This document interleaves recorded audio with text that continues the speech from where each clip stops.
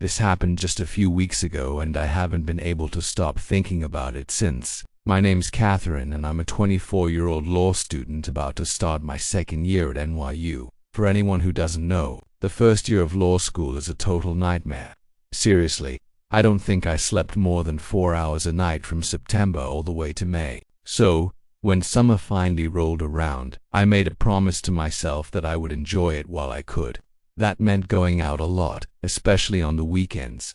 I was staying back home for the summer for a couple of reasons.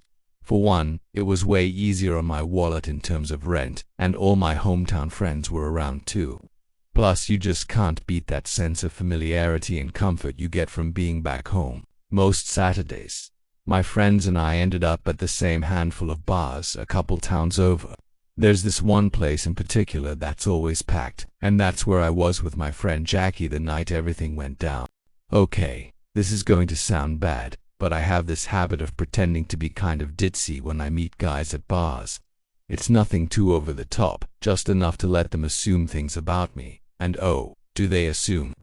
I'm not sure if this has always been a thing with nightlife, but a lot of the guys I talk to at bars seem to assume every girl they meet is completely brain dead. Look, I'm not a genius or anything, but I'm definitely not brain dead. And yet, for some reason, pretending to be dumb is kind of fun. I can't even really explain why I do it. I just think it's funny to see how guys react. And I'll admit, there's something really satisfying about flipping the script on them once I get bored of playing the part. So, Jackie and I had just gotten our drinks, and we were scanning the crowd when these two guys slid into a conversation with us. We later learned their names were Sebastian and Luke. They seemed pretty normal at first, not immediately creepy. They were decent looking, confident, and there were no obvious red flags, which is always a good sign. Jackie seemed to click with Luke almost instantly, so I figured I'd stick it out and talk to Sebastian. He wasn't bad. He was kind of charming, actually.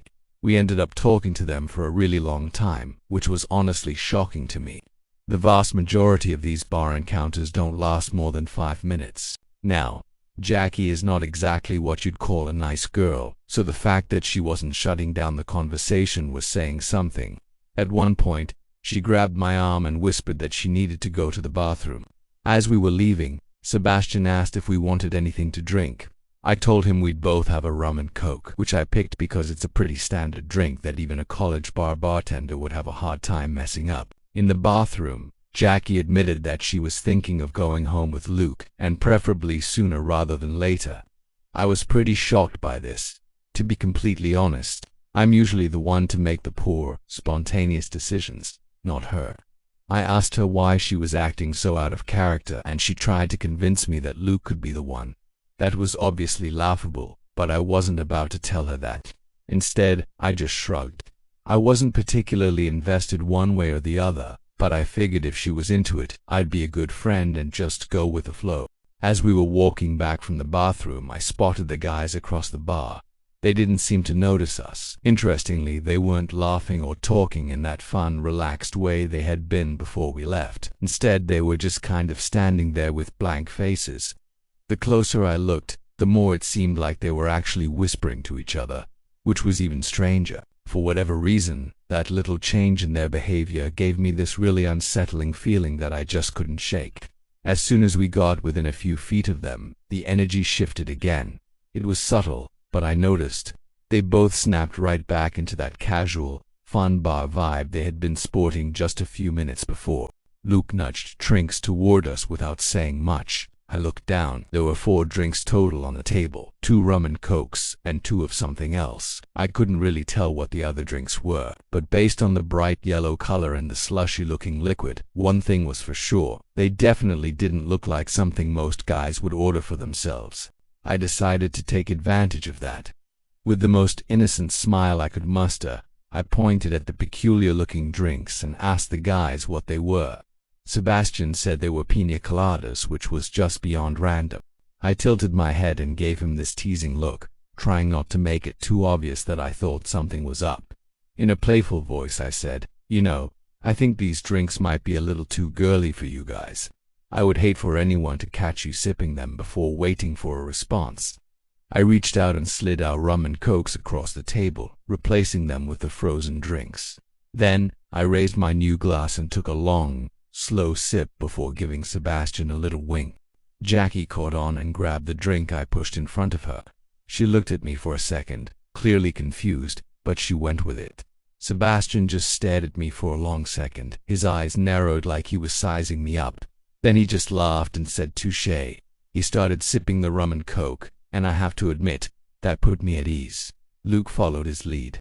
We finished the drinks without any incident. At that point, Jackie was being pretty obvious that she wouldn't mind leaving soon.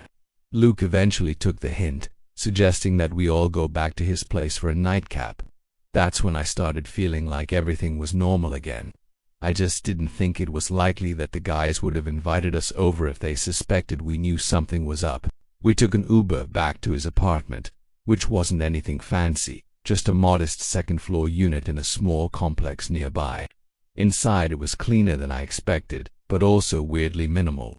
Like there wasn't much furniture or decoration anywhere, almost like he had just moved in. Luke had some White Claws in his fridge, so he kept the energy going by putting on some music from his TV and passing those around.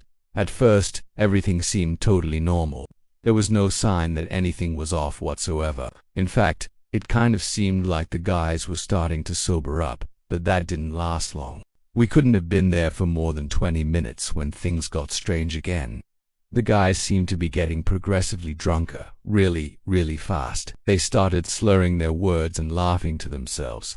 And then, just like that, the two of them fell asleep on the couch, within minutes of each other. It was a pretty horrifying sight. My initial suspicion that they had messed with our drinks was proven right in front of our eyes. Jackie was kind of oblivious to what was happening, but I don't blame her. She was significantly drunker than I was. She rushed over to Luke and tried to slap him awake, but I pulled her back and told her to calm down. I asked her if she remembered me switching the drinks at the bar. Then I told her I thought it was because they might have done something to them, and it turned out I had been right. She looked at me with this shocked expression and then just said, "Oh my God," over and over and over again. The two of us just sat there for a few minutes trying to calm each other down and figure out what to do next. I wanted to just leave right then and there, get as far away from those guys as possible, but Jackie was determined to find some kind of incriminating evidence. We looked around a bit, but it's not like we're crime detectives. Plus, what exactly were we supposed to do? We weren't going to flip the place upside down looking for something we didn't even know was there. I told Jackie this, and after a little bit of persuading, I finally got her to leave it alone. We left not long after that. I think we were both still in complete shock. We never went to the police, not that night or the next morning, and at this point we probably never will. I know that might sound irresponsible or even stupid, but we don't have any real evidence that they did anything sinister or illegal. There's also the possibility that they really had just gotten super drunk super fast, but I think it's unlikely, and so does Jackie. Either way, I don't think I've ever been closer to real danger. Why anyone would drug girls who are already willing to go home with them is a complete mystery to me. That makes me think they were planning something even worse, as if the situation wasn't already the kind that never has a happy ending. Also, and this is the part that really confuses me and makes me doubt myself the most, why the hell would they agree to let us go home with them if they knew they were just hours away from passing out? I guess it's possible that they thought the drugs wouldn't affect them because of their bigger size, but I don't know. That might just be plain stupid. And why even bother taking the risk? I really can't begin to explain any of it. This is going to be something I think about regularly for a long, long time. I know it's my own stupidity for letting someone else get my drink, but it's just crazy to think about what some people will do to get what they want. It's a terrifying reminder to always be aware of your surroundings and trust your gut. Stay safe out there, everyone. Thanks for listening.